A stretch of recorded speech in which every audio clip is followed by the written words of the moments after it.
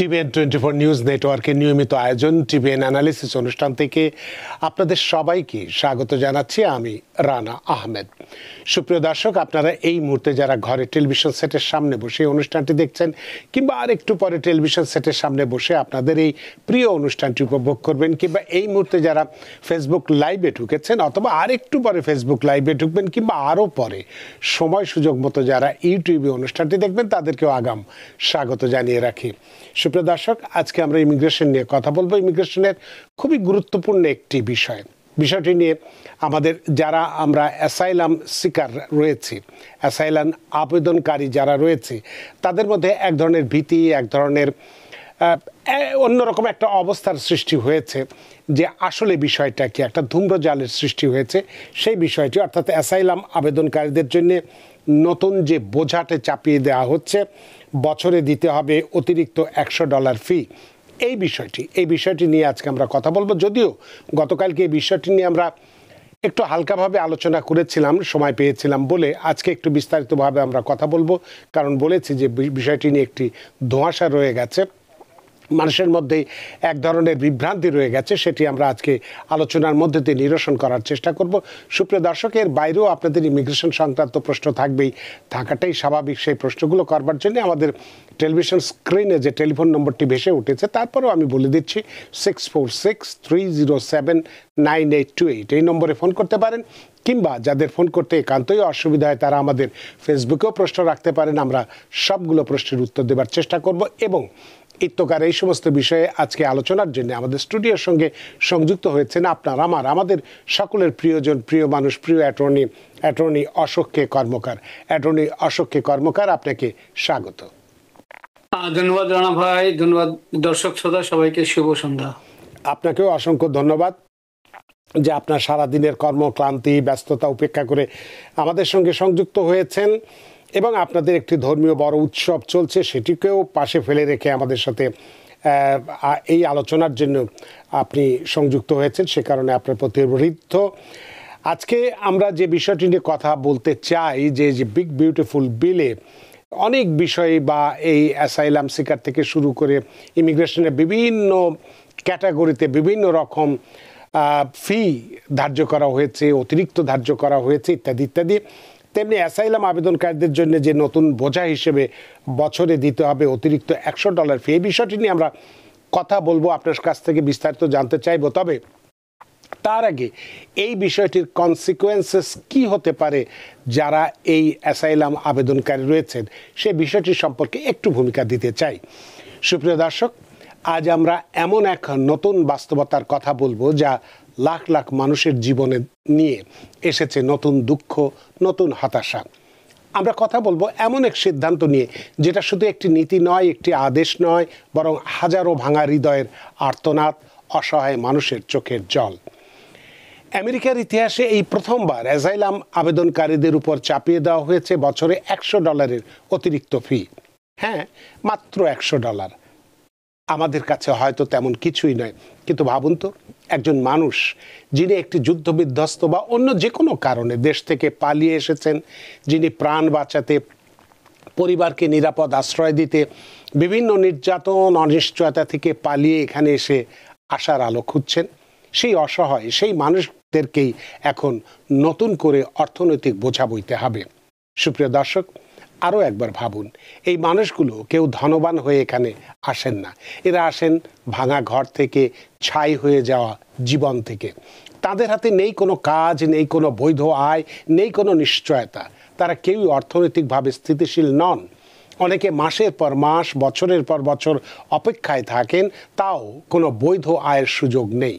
তবু বলা হচ্ছে, তুমি যদি বাঁচতে চাও, যদি আশ্রয় চাও, তবে আগে এই অর্থ পরিশোধের বোঝা বইতে হবে তোমাকে।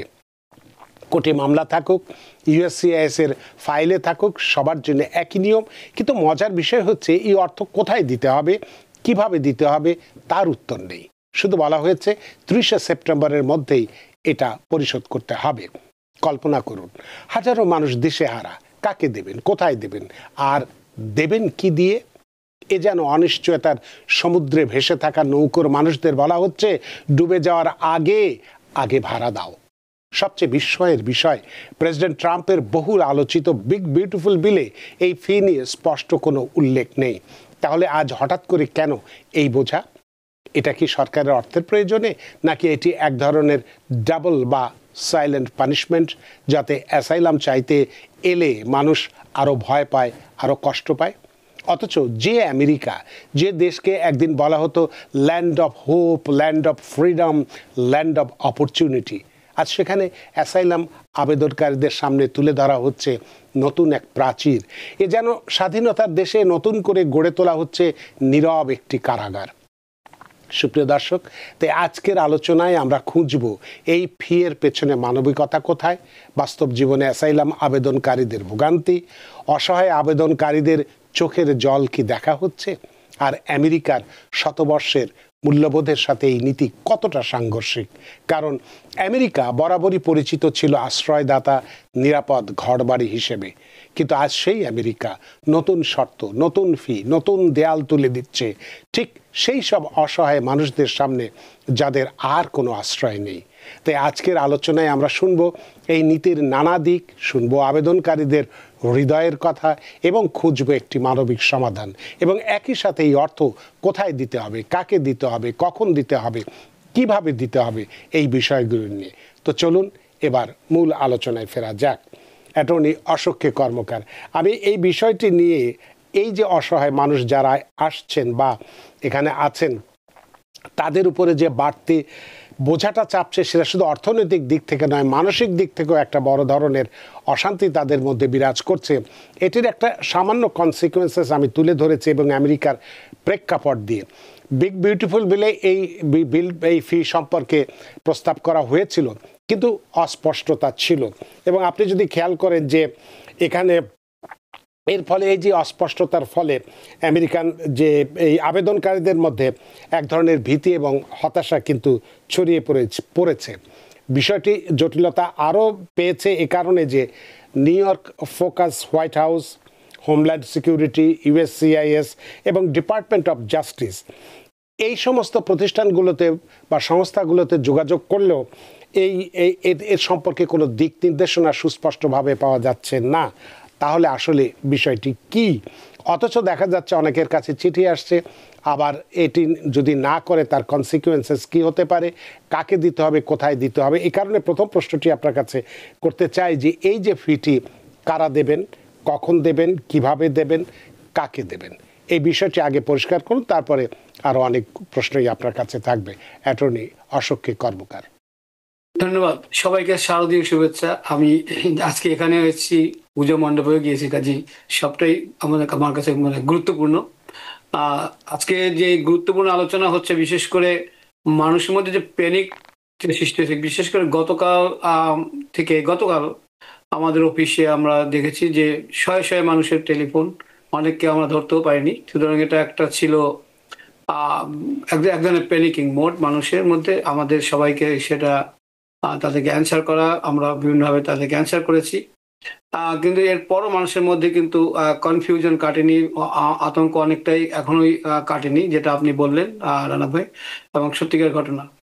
এই যে $100 যে asylum application fee big beautiful বিলের অন্যতম যেটা প্রবর্তন করা হয়েছে, আমরা সবাই জানি HR-1 যে বিলটা পরে আইনে পরিণত হয়েছে, সে তার মাধ্যমে করা হয়েছে জুলাই মাসে। এবং এর মাধ্যমে যারা অ্যাপ্লিকেশন যাদের পেন্ডিং আছে, ধরা হয়েছে যারা 2025 ফিনান্সিয়াল ইয়ার, যেটা ফিনান্সিয়াল ইয়ার গত বছর থেকে শুরু হয়েছে এবং এবছর অক্টোবরে শেষ হয়েছে, মানে তাদের সেই সময় যারা গত এক বছরে জুলাই মাসের 7 তারিখ আমরা বিগ বিউটিফুল বিল পাস হয়েছে, তখন থেকে তার আগে থেকে যে এক বছরে যাদের পেন্ডিং ছিল এবং বর্তমানেও আছে, তাদের জন্য কিন্তু এটা প্রযোজ্য। তাদের প্রত্যেককে এটা পে করতে হবে।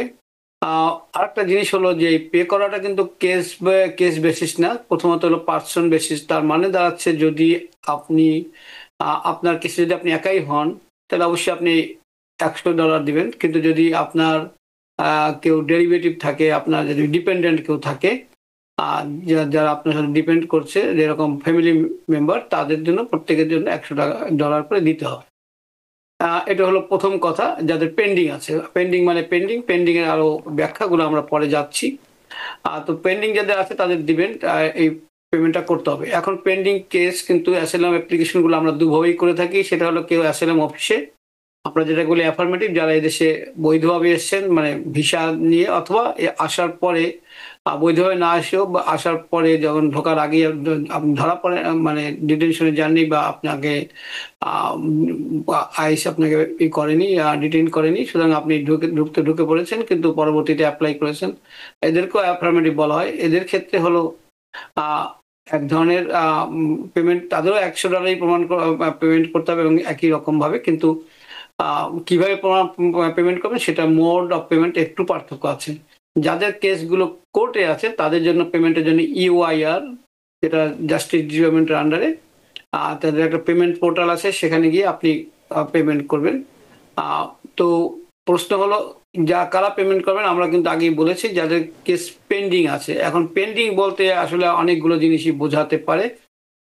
তো অনেকে মনে করতে পারেন যাদের কেস মোশন রিওপেন করা হয়েছে তারাও কিন্তু, তাদের কেসও কিন্তু পেন্ডিং।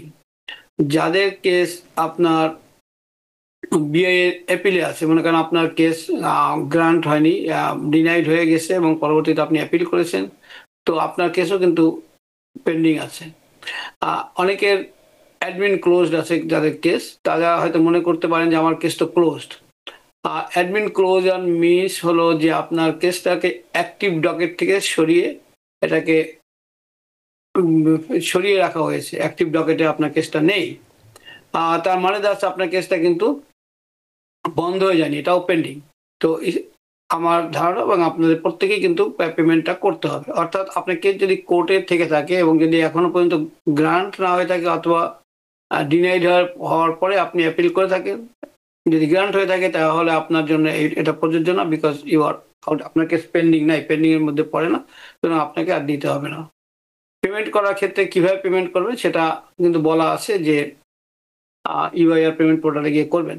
30শে সেপ্টেম্বর নিয়ে একটা আমি দেখেছি অনেকেই, আচ্ছা, ওইটা আমরা 30শে সেপ্টেম্বর আসে, আপনি কাদেরকে দিতে হবে এটার একটা ক্ষেত্র, অনেক বড় ক্ষেত্রের কথা বললেন যে ইমিগ্রেশন জাজের কাছে যে কেসগুলো চলছে তাদেরকে দিতে হবে, ইউএসসিআইএস এ জমা আছে তাদেরকে দিতে হবে, বা আরো ব্যাপকভাবে ব্যাখ্যা করলেন। আপনি একটু বলুন দিতে হবে না কাদেরকে? যারা গ্রান্ট হয়ে গেছে, যাদের কেস গ্রান্ট হয়ে গেছে, গ্রান্ট হয়ে গেছে। আচ্ছা, এমন যদি হয় যে কারোর এই ধরুন যে কেসটা 1 সপ্তাহ পরে শুনানি হবে বা 15 দিন পরে শুনানি হবে, তাদের ক্ষেত্রে কি হবে? তাদের কেস পেন্ডিং আছে, মানে হলো যে আমরা আগেই বলেছিলাম যে আইন যেটা করা হয়েছে তাতে গত 2025 অর্থ বছর কিন্তু শুরু হয়েছে 2024-এই। জি।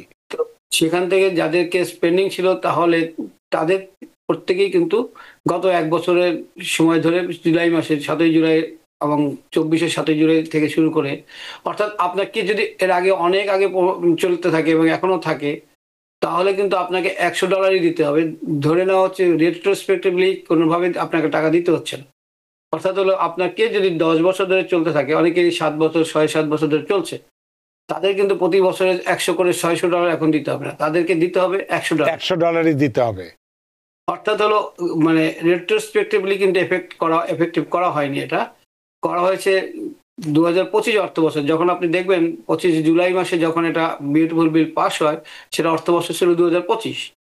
2025 অর্থ বছরে যাদেরকে স্পেন্ডিং আছে তাদেরকে সেই সময় দিতে হবে এবং সেই ডিউটা হলো 30শে সেপ্টেম্বর। তার মানে দাঁড়াচ্ছে ওই দিন দিতে হবে তাও না। মনে করেন আপনাকে যদি একটা উদাহরণ দেওয়া যায় যে আপনার বাড়ির যে ভাড়া আপনার প্রতি মাসে 1 তারিখে ডিউ হয়, কিন্তু আপনাকে 1 তারিখ না দিলে আপনাকে বাড়ি থেকে নামিয়ে দেবে তা না, প্রত্যেকে দেখা হয় বলা যায় হয়তো 10 তারিখের মধ্যে দিতে হবে, সেরকম গ্রেস পিরিয়ড আছে। তো সেই জিনিসটা কিন্তু অনেকেই হয়তো প্রেডিক্ট হয়ে গেছেন যে 30 তারিখ ডিউ, তার মানে ওই তারিখে দিতে হবে, তা কিন্তু না। আমি এটা নিয়ে আমি একটু অনেক মানুষের প্যানিক হয়ে যাওয়ার কারণে আমি মনে করেছি এটা ক্লারিফাই করা দরকার। সে কারণে 30 তারিখ যারা দেন নাই বা দিতে পারেননি, আপনার ওই দিন তো একেবারেই ওয়েবসাইট প্রায় ক্রাশ করেছে, সুতরাং ভয় করার কিছু নেই। আমরা আজকেও অনেকে দিয়েছি, কাজে আপনাদের দেওয়ার মতো অবস্থা আছে, দিতে পারবেন। ডিউ হয়েছে মানে হলো আপনাকে তবে নভেম্বরে তারিখের আগে আপনি আপনার পেমেন্টটা করলেন, 1 মাসের একটা গ্রেস পিরিয়ড আছে, আপনার সেটার মধ্যে দিয়ে হবে। আর যারা দিতে যাদের দিতে হবে না, যেটা বললেন, প্রথমে গ্রান্ট হয়ে যে থাকে আপনার কেস, তাহলে আপনাকে দিতে হবে না। আপনার কেস যদি ডিসমিসড হয়ে থাকে, হ্যাঁ, হ্যাঁ। আমরা অনেক সময় নিজেরাই ডিসমিসাল চাই, যদি আমরা যাদের অ্যাসাইলাম অ্যাপ্লিকেশন পেন্ডিং আছে কিন্তু তাদের অন্যভাবেও আপনার গ্রিন কার্ড পাওয়ার সম্ভাবনা আছে, তখন আমরা অনেক সময় ডিসমিসাল আমরা চাই, অথবা ডিএইচএস ডিসমিসালের জন্য আবেদন করে, যেটা কোর্ট গ্রাহ্য করে, আবেদন মঞ্জুর করে। অর্থাৎ ডিসমিসাল যদি হয়ে থাকে আপনার কেস, দেন আপনাকে আর দিতে হবে না, কেস ইজ ডিসমিসড। টার্মিনেটেড যদি করে থাকে কেস, আপনাকে অনেক সময় আমাদের কেস টার্মিনেট করতে হয়, বিকজ আপনার অল্টারনেটিভ কোনো ওয়েতে আপনার গ্রিন কার্ড পাওয়ার সম্ভাবনা আছে, সুতরাং আপনি আর অ্যাপ্লিকেশন যে পেন্ডিং ভাবে থাকতে চান না, আপনার case pending, removal proceedings pending আপনি রাখতে চান না, সুতরাং আমরা টার্মিনেশন চাইতে পারি, অথবা টার্মিনেট করে দিতে পারে ডিএইচএস এর আবেদনের প্রেক্ষিতে। সেখানেও কিন্তু আপনাকে কোনো পেমেন্ট করতে হবে না, বিকজ আপনার কেস আর পেন্ডিং নেই। ধন্যবাদ। তো এই বিষয়টি আমি এখনো পুরোপুরি বুঝতে পারিনি। ধরে নিন আমার কেস ডিসমিস হয়নি, টার্মিনেশন হয়নি, কিন্তু আমার শুনানি, যেটা আপনাকে বললাম যে 1 সপ্তাহ পরে হবে, কেসটা 1 সপ্তাহ পরে শুনানি হবে। হতে পারে সে, আপনি যেটা বললেন রেট্রোস্পেক্টিভ ইফেক্টিভ এখানে প্রয়োজন নেই, যখনই মামলা হোক না কেন, কিন্তু আমার শুনানিটা এখন এই 7 দিন পরে আছে বা 15 দিন পরে আছে, তার ক্ষেত্রে কি দিতে হবে কিনা? কারণ হ্যাঁ, অবশ্যই তাকেও দিতে হবে। আপনার 7 দিন পরে থাকলে আপনার পেন্ডিং আছে, যখন আইনটা আপনার একটু খেয়াল করবেন, বলেছিলাম ওখানে যে যখন আইনটা করা হয়েছে, এফেক্টিভ করা হয়েছে, তখন কিন্তু আপনার কেসটা যদি পেন্ডিং থেকে থাকে, তার মানে আপনার তখন ছিল এবং এখনো যখন আছে, তার মানে আপনার জন্য এটা প্রযোজ্য। শুধুমাত্র যেটা হয়েছে যে এই যে কিভাবে করা যাবে, দেওয়া যাবে, বিশেষ করে আপনার যাদের কেস পেন্ডিং আছে কোর্টে, সেটা নিয়ে খুব একটা মেমো আসেনি, কোনোভাবে পদ্ধতিগতভাবে তৈরি স্পষ্টভাবে বলা হয়নি কিভাবে দেবেন। মাত্র 2 দিন আগে আমরা দেখলাম যে ইউআইআর পার্মানেন্ট পোর্টালে এটাকে যোগ করা হয়েছে। তার মানে যাচ্ছে এটাকে ইনস্ট্রাকশন সহ, মানে সঠিকভাবে এখন পর্যন্ত না আসলেও পেমেন্ট পোর্টালে যেহেতু আমরা পেয়েছি, সুতরাং আমরা বলছি পেমেন্ট পোর্টালে আপনি গিয়ে দিয়ে দেন পেমেন্টটা, সেটা আর কি। তবে ইউএসসিআইএস এর ব্যাপারে আমরা বলি, ইউএসসিআইএস এর ব্যাপারে বলা হয়েছে, যদি অর্থাৎ আপনার যদি অ্যাসাইলাম অফিসে আপনার অ্যাপ্লিকেশন পেন্ডিং থাকে, তাহলেও আপনাকে পেমেন্ট দিতে হবে, কিন্তু সেখানে বলা হয়েছে যে যদি আপনার কেস অ্যাসাইলাম অফিসে থাকে, তখন ইউএসসিআইএস আপনাকে নোটিফাই করবে, বলবে যে আপনি এইভাবে টাকাটা তারিখের মধ্যে আপনি দিয়ে দেন, তাকে নোটিশ দেবে। সুতরাং এখন পর্যন্ত যে মানে বলা আছে, কাজে পরবর্তী যদি চেঞ্জ করে বলা হয় যে না আপনি অনলাইনে গিয়ে দিয়ে দেন, সেভাবে দেবেন, কিন্তু নোটিশ দেবে, ইন্ডিভিজুয়ালি প্রত্যেকে নোটিশ দেবেন যে আপনার এই কেস পেন্ডিং আছে, you have to pay this মাস and you pay by that. যে ফর্ম আছে, যে একটা 1450 একটা ফর্ম আছে, জি 1450, আপনি সেটাকে ক্রেডিট কার্ড ইনফরমেশন দিলে দে ক্যান টেক ইট। সুতরাং আপনাকে অপেক্ষা করতে হবে যে আপনার নোটিফিকেশন পর্যন্ত ফ্রম দা ইউএসসিআইএস, যদি আপনার কেস অ্যাসাইলাম অফিসে থাকে। তো তার মানে আপনি যেটা আপনার আলোচনার মধ্যে দিয়ে যেটুকুন আমরা বুঝতে পারছি, যে শুধুমাত্র যাদের কেস গ্র্যান্ট হয়েছে, মঞ্জুর হয়েছে, তারা বাদ দিয়ে বাকি সবাইকেই দিতে হবে। নতুন যারা করবে তাদেরকে তো দিতে হবেই, তাই তো? হ্যাঁ, নতুন যারা অ্যাফার্মেটিভ করবেন তাদেরকে কিন্তু অলরেডি যদি আপনি অনলাইনে করেন, তখন কিন্তু আপনি তখনই পেমেন্টটা মেক করতে হয়। যেমন 22শে জুলাই থেকে মূলত আপনার এটা চালু হয়েছে। কাজে যদি আপনি অ্যাসাইলাম অ্যাপ্লিকেশন করেন, অনলাইনে করেন, এবং আপনি সাথে সাথে কিন্তু $100 আপনাকে দিতে হবে। সুতরাং তাদের জন্য কোনো প্রবলেম নেই, বিকজ আপনার অলরেডি পে করেছেন, সুতরাং ইউ আর ফাইন। কিন্তু যারা আগে করেছিলেন দেননি, তাদের জন্য এই মুহূর্তে এই সময় অ্যাফার্মেটিভের জন্য এখনো একটু অনিশ্চয়তা রয়ে গেছে, ঠিক কবে দিতে হবে। But I do not see to be panicked at all. অবশ্য আমি বললেও মানুষ প্যানিকড হবে, because the way government is doing their job is not very un American. তার কারণ হলো মানুষকে যেন, আমরা আগে জানতাম এখানে মানুষকে সমস্যায় ফেলার উদ্দেশ্য না, তার সমস্যার সমাধান করাই সরকারের উদ্দেশ্য।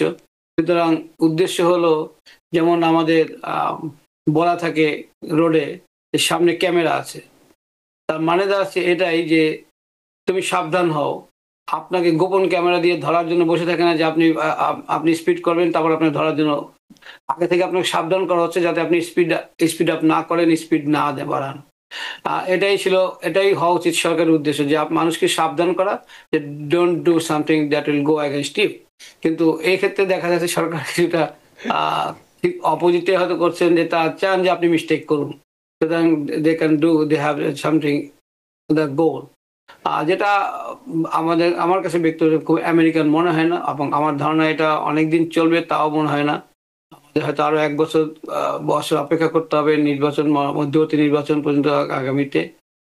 দেখা যাক তখন কি হয় আর কি। তো এক্ষেত্রে আপনার কাছে একটু আমি জানতে চাই যে আপনার আলোচনায় যেটা আমরা বুঝলাম যে এখানে প্রায় যে 10-12 লক্ষ মানুষ যারা অ্যাসাইলাম করে আছে, তো তাদের তো সবাইকেই প্রায় দিতে হবে, শুধুমাত্র যাদের কেস গ্র্যান্ট হয়েছে তারা বাদ দিয়ে। যদি কেউ এই ফি না যদি দেয়, সে কোনো ইচ্ছাকৃত হোক বা অনিচ্ছাকৃত যেটাই হোক না কেন, ধরে নিচ্ছি আমরা অনিচ্ছাকৃতভাবেই যদি কেউ না দেয়, তাহলে কি তার অ্যাসাইলাম আবেদন বাতিল হয়ে যাবে, নাকি এটা শুধুমাত্র প্রক্রিয়াগত বিলম্ব হবে? আপনার কাছে কি মনে হয়? সত্যি কথা বলতে কি কোনো রকম কোনো কথা স্পষ্টভাবে বলা হয়নি, তবে আমরা যে অন্যান্য যে অ্যাপ্লিকেশনগুলো আমরা করে থাকি, রাইট, আপনি দেখবেন যে যেখানে ফি এর কথা আছে সেখানে ফি যদি অ্যাসোসিয়েটেড না থাকে তাহলে কিন্তু তারা রিজেক্ট করে দেয়। সুতরাং যদি আপনি ফি না দেন, ফি একটা রিকোয়ারমেন্টস, যখন ফি একটা রিকোয়ারমেন্টস হয়ে থাকে আপনার অ্যাপ্লিকেশনের, এবং ফি না দেওয়াটা মানে হলো আপনি যে অ্যাপ্লিকেশন করার জন্য যে রিকোয়ারমেন্টস আপনি ফুলফিল করেননি, সুতরাং ওটা ইনিশিয়ালি তারা কিন্তু প্রথমেই এটা পত্রপাঠ বিদায় যাকে বলে, তখন তাকে কিন্তু রিজেক্ট করা যায়। আবার একই সময় আপনাকে তারা সুযোগও দিতে পারে যে এটা অ্যাসোসিয়েটেড হয়নি ফি সহ, সুতরাং you are given 30 days to cure. যে কোনো মানবিক ব্যবস্থায় এই কিওর করার পদ্ধতি থাকা উচিত, কিন্তু আমি খুব আশ্চর্য হব না যদি এটা রিজেকশন বলা হয়। তবে একই সময় নতুন করে অ্যাপ্লিকেশন করার অবস্থায় থাকবে যদি আপনার টাইম লিমিটের মধ্যে আপনি থাকেন। সেটা এখনো একটু মানে আমরা বলতে পারি যে অনুমানের বিষয়। তার কারণ হলো লিগালি আমরা যতগুলো যুক্তি দিয়ে দেখি, অনেক যুক্তি কিন্তু এখন খাটছে না, সুতরাং লিগাল যুক্তিতে অবশ্যই কিওর করতে দেওয়ার একটা সুযোগ থাকা উচিত। যে কোনো ভুল করলে, কোনো কারণে কেউ টাকা প্রথম দিতে না পারলে, অনেকে 1 বছরের মধ্যে করতে হবে, কিন্তু আপনার $100 আপনার হাতে নেই। আপনি যেটা আগেই বলছেন $100 হঠাৎ করে কম মনে হতে পারে, কিন্তু it could be a big deal for someone. যারা আসছে তাদের জন্য অনেক বড় কিছু। অনেক সময় হতে পারে। তো সেক্ষেত্রে হয়তো কেউ যদি না পে করতে পারে, তাকে যদি সাথে সাথে রিজেক্ট করা হয়, মনে করেন 1 বছরের মধ্যে আপনাকে অ্যাসাইলাম অ্যাপ্লিকেশন করতে হবে, কিন্তু 1 বছরের মধ্যে যখন আপনি করতে গেলেন তখন আপনার টাকা নেই, আপনি ফাইলটা করে দিলেন। যে কোনো মানবিক অবস্থাতে, বিশেষ করে অ্যাসাইলাম যারা করে, আপনি একটু আগে বলছিলেন, অ্যাসাইলাম যারা করে তাদের অবশ্যই একটা বিশেষ সমস্যা থেকে যে তার নিজের দেশে তিনি থাকতে পারছেন না। অবশ্যই সিস্টেমের অ্যাবিউজ অনেক এবং থাকতেই পারে, কিন্তু তারপরও যাদের জন্য এটা করা হয়েছিল এবং যারা আলটিমেটলি এটা এর বেনিফিশিয়ারি, তারা হলো সেই মানুষ যারা নিজের দেশে ভুক্তভোগী থাকতে পারছেন না, তারা অনেকভাবেই নির্যাতিত হয়ে চলে আসছেন। তাদের হাতে টাকাটা যদি না থাকে কোনো কারণে, সেখানে পানিশমেন্ট আবার যে যদি তার অ্যাপ্লিকেশন অ্যাবান্ডান্ড অথবা রিজেক্টেড হয়ে যায়, সেটা হলো ডাবল জেপার্ডির মতো হবে, যেখানে সবচেয়ে বেশি তার আশ্রয়ের জায়গা, সেখান থেকে হওয়া। সেক্ষেত্রে আমার মনে হয় যে আপনার হয়তো একটা থাকবে যে পিওর দেওয়া, যেমন 30 ডেজের মধ্যে অর্থাৎ 87 ডেজের মধ্যে আপনাকে কিওর করা। কিন্তু এখন পর্যন্ত এরকম কোনো সুস্পষ্ট নির্দেশনা কিন্তু আসেনি। এই কারণেই জটিলতাটা সৃষ্টি হয়েছে। তো এক্ষেত্রে যদি শিশু বা পরিবার ভিত্তিক আবেদনকারীর ক্ষেত্রেও কি এটা প্রযোজ্য হবে, নাকি শুধু প্রাপ্তবয়স্ক যারা আছে, অ্যাডাল্ট যারা আছে, তাদের ক্ষেত্রে এটা দিতে হবে? এটা সবাইকে দিতে হবে, পরিবার ভিত্তিক হোক, শিশু থাকুক, সবাইকে? সবার জন্য আগে আমরা বলেছিলাম যে এটা কিন্তু পার কেস বেসিস না, per person basis. Per person basis, তার মানে দিতে হবে। তাহলে সেক্ষেত্রে কি এখানে কি কোনো মানে সবকিছুতে তো একটু ব্যতিক্রম থাকে, এক্ষেত্রে কি এই ফিটা ওয়েভার পাওয়ার কোনো সুযোগ আছে, নাকি এটা বাধ্যতামূলক? এটা বাধ্যতামূলক এবং ওয়েবার করার কোনো স্কোপ নেই, কারণ হলো বিলের মধ্যে যখন আইন যেটা হয়ে গেছে বিলটা, আচ্ছা, তার মধ্যে স্পষ্টভাবে বলা হচ্ছে যে এটার কোনো ওয়েবার নেই। সুতরাং you can't get it waived কোনোভাবেই। তো তার মানে এই, আজকে আপনার কাছে যেটা পরিষ্কার হলো যে সবাইকেই প্রায় দিতে হবে, শুধুমাত্র যাদের কেস গ্র্যান্ট হয়েছে তারা ছাড়া আর যারা নতুন আবেদন করেছে, পেন্ডিং আছে, ডিসমিস হয়েছে, টার্মিনেট হয়েছে, সবাইকেই এই $100 পেমেন্ট করতে হবে। এটাই হচ্ছে টার্মিনেট যাদের হয়েছে এবং যারা ডিসমিস হয়েছে তাদেরকে করার কোনো স্কোপ দরকার নেই, তার কারণ হলো তাদের পেন্ডিং নেই, নেই। শেষ। গ্রান্ট, টার্মিনেশন, ডিসমিশাল, দ্যাট মিনস এটা অলরেডি ডিসপোজড অফ হয়ে গেছে, পক্ষে অথবা বিপক্ষে, যেভাবে পক্ষে হয়েছে গ্রান্টের মাধ্যমে, আর ডিসমিশাল আর যেটাকে বলি আমরা টার্মিনেশন, তাও আপনার পক্ষে হতে পারে। পক্ষে বলতে এরকম যে আপনি নিজে চাইতে পারেন, অথবা অনেক সময় করা কোর্ট ডিএসএস এর আবেদনের প্রেক্ষিতে করতে পারে। সুতরাং সেক্ষেত্রে আপনার কেস আর কিন্তু পেন্ডিং নেই। অনেক ধন্যবাদ বিষয়টা আলোচনা করে। দুই একটা প্রশ্ন নিয়ে নিই। ইয়াসিন ভুঁইয়া রিফাত, আমার অ্যাসাইলাম ক্লোজ হয়ে আছে ইউএসসিআইএস থেকে, আমার কেস অনলাইন হয় নাই, আমার কিভাবে দিতে হবে $100 ফি? আমার অক্টোবর 14 তারিখে আইএসের সাথে দেখা করার ডেট আছে, দেখা করতে গেলে আমার কোনো সমস্যা হবে না কি, একটু জানতে চাই, কি পরামর্শ আপনার? ধন্যবাদ। প্রথমত হলো আপনার কেস ক্লোজড হয়ে আছে, আপনি যেটা বলেছেন, আমার কাছে একটু আমার মনে হয় যে এটা আপনার কেস এখনো কোর্টে পাঠানো হয়নি, ডকেট করা হয়নি, সেটা হয়তো আপনি বলতে চেয়েছেন। ক্লোজ করার যে কারণে ক্লোজ করা হয়, সে আপনার যে কথা আপনি বলছেন তাতে আমার মনে হচ্ছে না, কিন্তু একটু বেশি ইনফরমেশন দরকার এই ব্যাপারে কথা বলতে। সুতরাং এটা দুটো জিনিস, আপনি যদি অ্যাসাইলাম অ্যাপ্লিকেশন ফি পে না করে থাকেন, যেটা হয়তো করতে আপনার এখন যদি ক্লোজ থাকে তাহলে পে করতে পারার কথা না, ধরে নেওয়া হবে যে ইউএসসিএস আছে।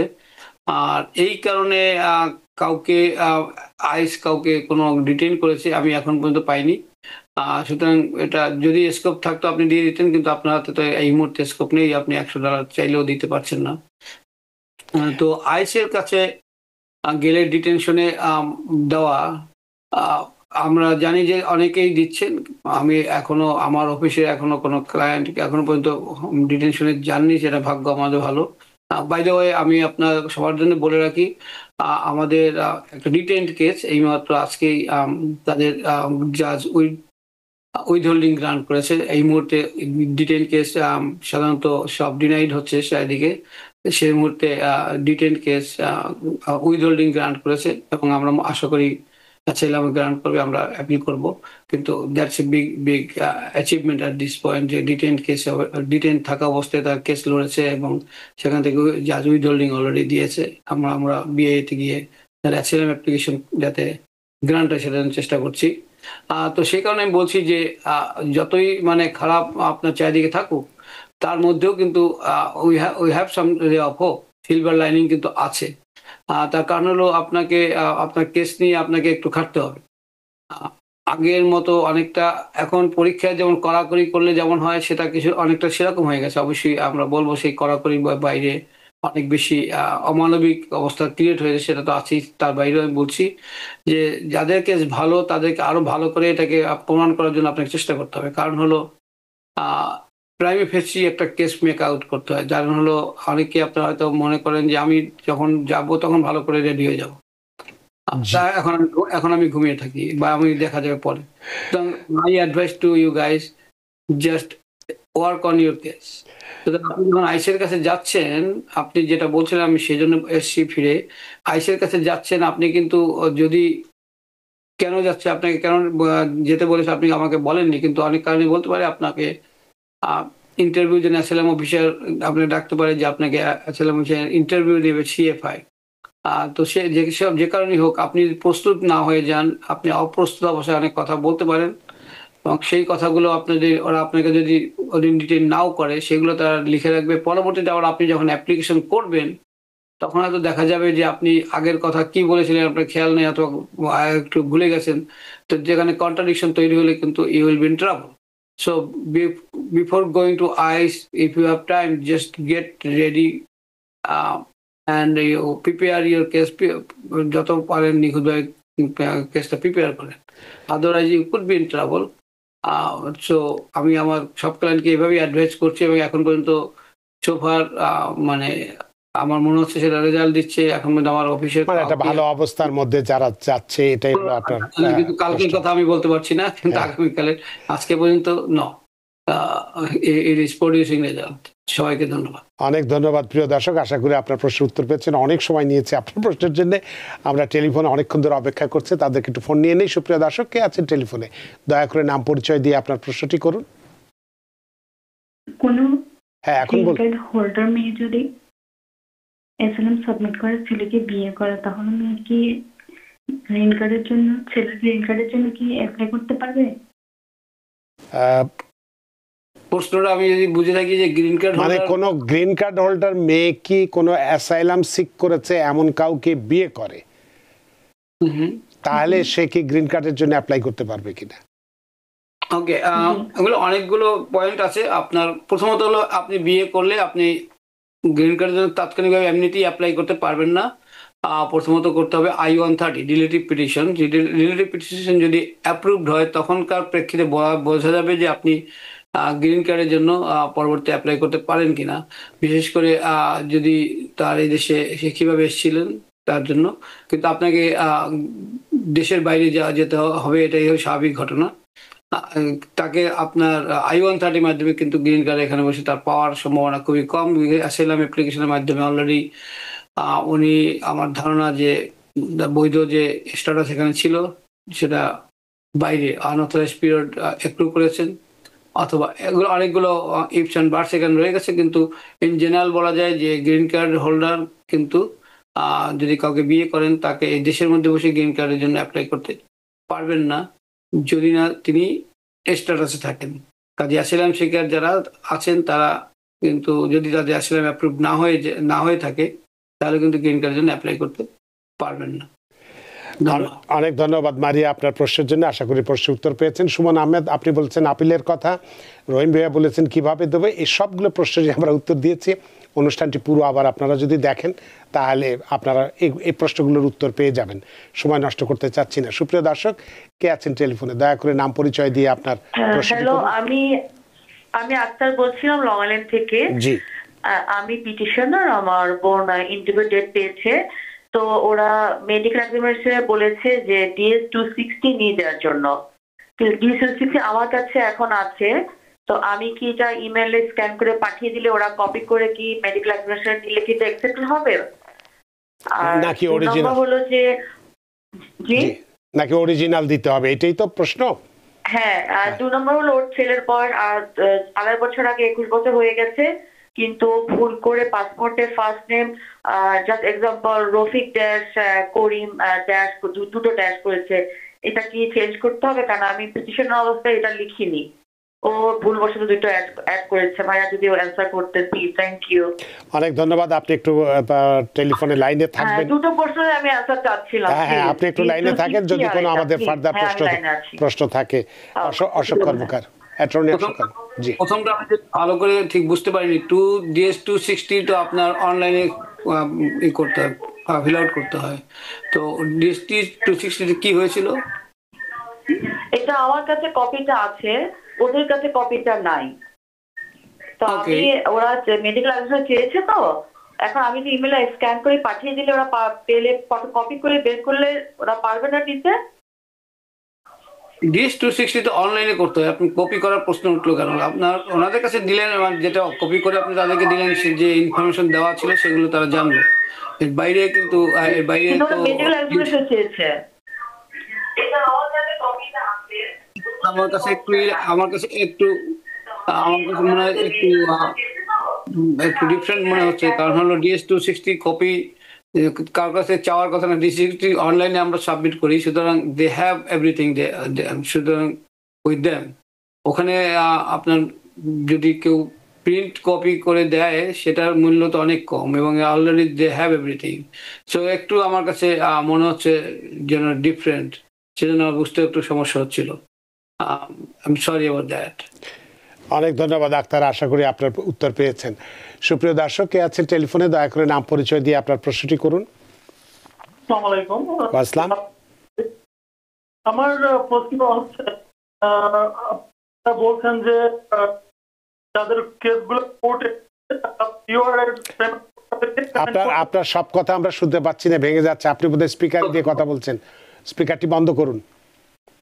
আপনারা বলছেন যে যাদের কোডগুলো কোর্টে আছে তারা আপনার ইউআর পেমেন্ট পোর্টালে গিয়ে পেমেন্ট করতে পারবে, বাট ওইখানে আমরা ঢুকলে পরে ওই অপশনটা আমরা পাচ্ছি না। ওইখানে শুধু I-589 এর যেটা আছে ওটা বলতেছে আপনার ইনিশিয়াল ফি। আমরা কি ইনিশিয়াল ফিটা পে করবো নাকি কোনটা পে করবো, এটা আমার একটা প্রশ্ন। আরেকটা কথা হচ্ছে যে T2024 যেহেতু আমাদের অনেক হেল্প করতেছে যারা অ্যাসাইলাম সিকার আছে, তো সেই ক্ষেত্রে আমি হাবিব ভাইয়ের অনুষ্ঠানগুলো দেখি রেগুলার, সে অনেক আপনার জিডিপি সবকিছু গ্রাফিক্সের মাধ্যমে দেখা যায়। তো আপনারা যদি পারতেন যে এই পেমেন্টটা কিভাবে আমরা করব গ্রাফিকের মাধ্যমে বা স্টেপ বাই স্টেপ দেখাই দিতেন, তাহলে মনে হয় যে এই বিগ আলোচনার চাইতে এটা বেশি উপকার হতো আমাদের যারা বুঝতে পারতেন। আপনার পরামর্শের জন্য অনেক ধন্যবাদ। অ্যাটর্নি অশোক কর্মকার, ওনার যে প্রশ্নটি ছিল উনি দিতে পারছেন না, কিভাবে দেবেন? ধন্যবাদ। আপনি যখন ইউআইএ পোর্টাল পর্যন্ত গিয়েছেন এবং দেখলেন ইনিশিয়াল পেমেন্ট, আপনার ইনিশিয়াল যে পেমেন্ট সেটাই করবেন, কারণ হলো আর এরা বকেয়া কোনো পেমেন্ট করার কোনো স্কোপ নেই। গত এই অর্থ বছর 2025 অর্থ বছরের জন্য আপনি পেমেন্ট করছেন, কাজে আপনি ইনিশিয়ালি পেমেন্ট করছেন, কাজে পরবর্তী বছরে যদি আপনার কেস পেন্ডিং থাকে তাহলে আপনি নতুন করে আবার পেমেন্ট করবেন, মানে প্রতি বছরের জন্য। কিন্তু এই পেমেন্টটা প্রথমবার যেহেতু করছেন দ্যাট ইজ ইনিশিয়াল পেমেন্ট। আমার আশা করি আপনার কনফিউশন দূর হয়েছে। ধন্যবাদ। অনেক ধন্যবাদ প্রিয় দর্শক আপনার প্রশ্নের জন্য। সুপ্রিয় দর্শক, কে আছেন টেলিফোনে, দয়া করে নাম পরিচয় দিয়ে আপনার প্রশ্নটি করুন। জি রানা ভাই, আসসালামু আলাইকুম। আপনার বড় ভাই ঢাকা বিশ্ববিদ্যালয়ে। হ্যাঁ, থ্যাংক ইউ। আমি সেই পিকনিকে আপনার সাথে আমার পরিচয় হয়েছিল। জি জি। আচ্ছা, আমার যারা পলিটিক্যাল অ্যাসাইলেম করেছেন, জি, আমার নাম সাইদুল বাকি রানা ভাই, জি, যারা 5-7 বছর আগে অ্যাসাইলেম করেছেন তার 25 সাল থেকে কাউন্ট হবে? এটাই প্রশ্ন। ওকে, ধন্যবাদ। আমরা একটু আগেও বলেছি, আমি জানি এটা একটু কনফিউজিং সবার জন্য, বারবার বললেও অনেক সময় একটু বুঝতে একটু দেরি হচ্ছে। সেটা হলো যে রেট্রোস্পেক্টিভলি এটাকে এফেক্টিভ করা হয়নি, অর্থাৎ আপনাদের 7 বছর যদি কেস আপনার পেন্ডিং থাকে, you do not have to pay for last 6-7 years only. যদি পেন্ডিং এখন থাকে তাহলে আপনি এই বছর, গত বছর থেকে এই বছর পর্যন্ত যদি আপনার পেন্ডিং থেকে থাকে, তার মানে 7 বছর হলে তো অবশ্যই গত বছর আপনার পেন্ডিং ছিল, এবছর পেন্ডিং যদি এখনো যেহেতু আছে সেটা আপনাকে পে করতে হবে 1 বছরের জন্য। এই জন্য ইনিশিয়াল পেমেন্ট $100 হবে। আগামী বছরগুলোতে যদি থাকে, আপনার আগামী 1 বছর যদি থাকে আবার পেন্ডিং, তাহলে আবার $100 আপনাকে পে করতে হবে। এখন পেছনের যত বছরই থাক সেগুলো বাদ এক বছরে একটা দিলেই হয়ে যাচ্ছে, সামনের গুলো তো দিতেই হবে। That's true. জনাব সাইদুল বাকি, আশা করি আপনার প্রশ্নের উত্তর পেয়েছেন এবং খুশিও হয়েছেন। একটি প্রশ্ন আমরা একটু ফেসবুক থেকে নিতে চাই।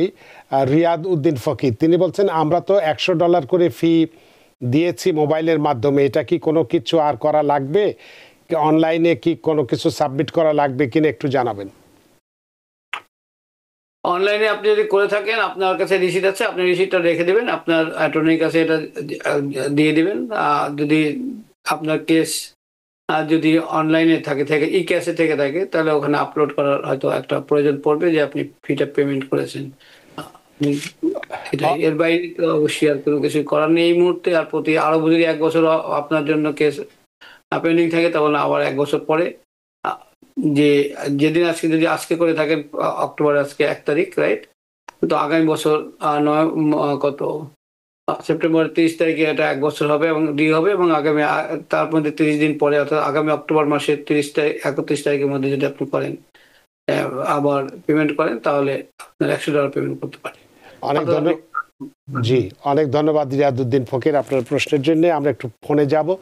সুপ্রিয় দর্শক, কে আছেন টেলিফোনে, দয়া করে নাম পরিচয় দিয়ে আপনার প্রশ্নটি করুন।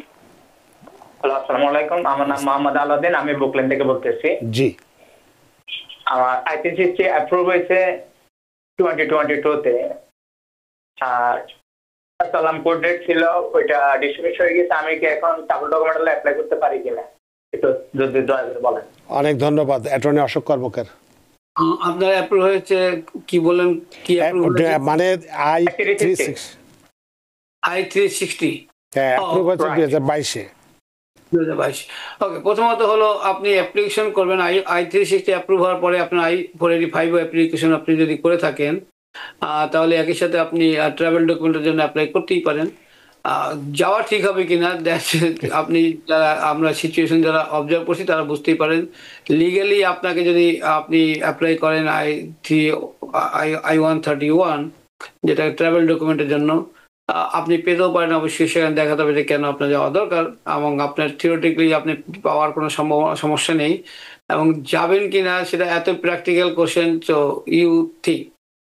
আমি আপনাকে অন্য প্রশ্ন করছি না, কিন্তু যাদের বিভিন্ন রকম যদি কোনো ক্রিমিনাল রেকর্ড না থেকে থাকে, আপনার অ্যাপ্লিকেশনে যে কি কি বলেছেন আপনি ভালো জানেন, সুতরাং আপনি নিজেকে খেয়াল করা, তো আপনার অ্যাটর্নি যে আছেন তার সাথে ব্যক্তিগতভাবে আলাপ করে নেন। তার কারণ হলো ইটস ভেরি ডিফিকাল্ট, আমরা ওপেন এয়ারে আমি আপনাকে বলতে পারি না, তবে বর্তমান অবস্থার প্রেক্ষিতে আপনি বুঝতে পারেন সেটা সবসময় negative to go out of the country.